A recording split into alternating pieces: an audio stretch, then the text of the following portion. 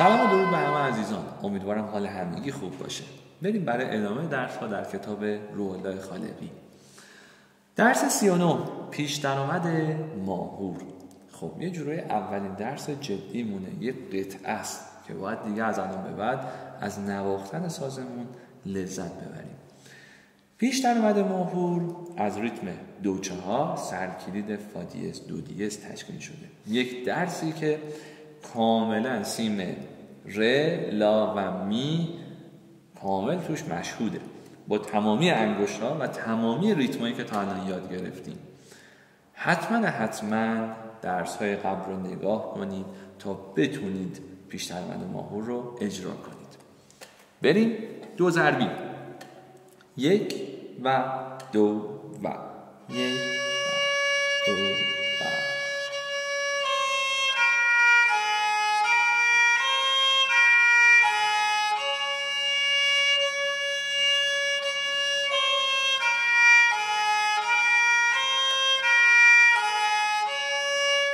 سکوت.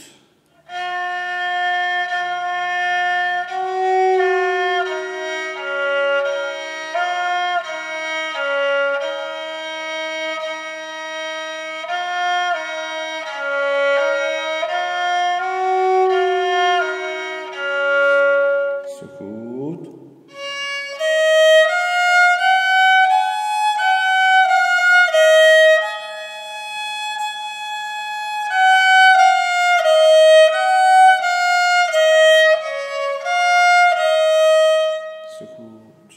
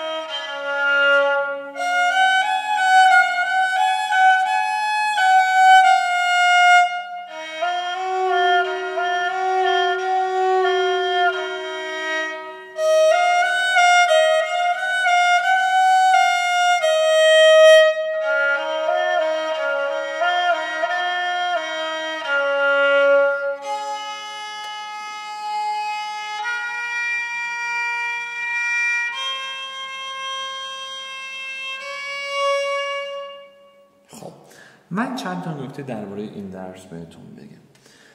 خب ما در بهره اول با سیاه و چنگ قرار شروع کنیم. چنگا رو خواهشاً جدا اول اجرا کنید، اول ریتمش رو درک کنید و بعد بریم سراغ لگاتوهای دوتاییش. خب اول درس نوشته با تمام آرشه. لزوماً ما نیازی نیست که حتما مثلا این رو با تمام آرشه مثلا بگیم.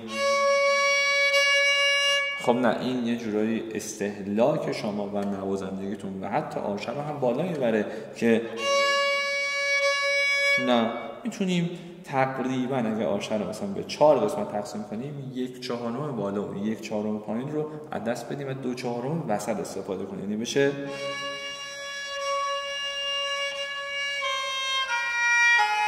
پس میتونیم این کار رو بکنیم. در ادامه باز تو خط 1 2 3 4 ما همین قیافه رو داریم، سیاه و چنگ و فقط خواهشاً انگشت ها، ریتم ها، سرعت ها همه رو یک دست انجام بدید. بعضی نوت ها پله‌ای هستش، نیازی به سکوت تو تمریناتون نداره. بعضی نوت ها پرش داره که اگه با سکوت تمرین کنید میشه اون رو درستش کرد. تو خط 5 دولا چنگ های لگاتو داریم، اصلا نیازی به استرس نیست و پرش ها. تو پرش ها هم ما میتونیم از همون ترفند سکوت استفاده کنیم و مکس، یعنی میشه یه سکوت سریع بهش برسیم، مکس.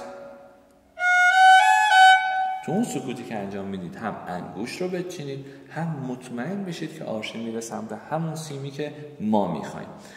ریتم ها از آخر خط 4 یعنی بگیم 1 و 2 و 1 و سکوت، 1 او و او، 2 او و او، بام بام بام، 1 او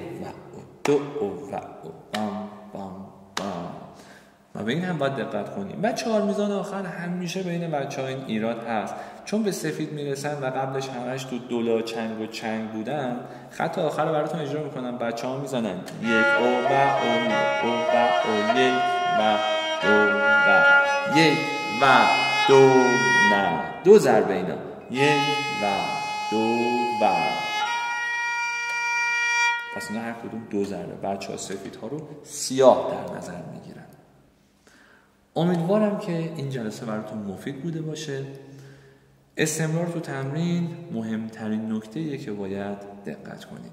برای ادامه چنل من رو سابسکرایب کنید.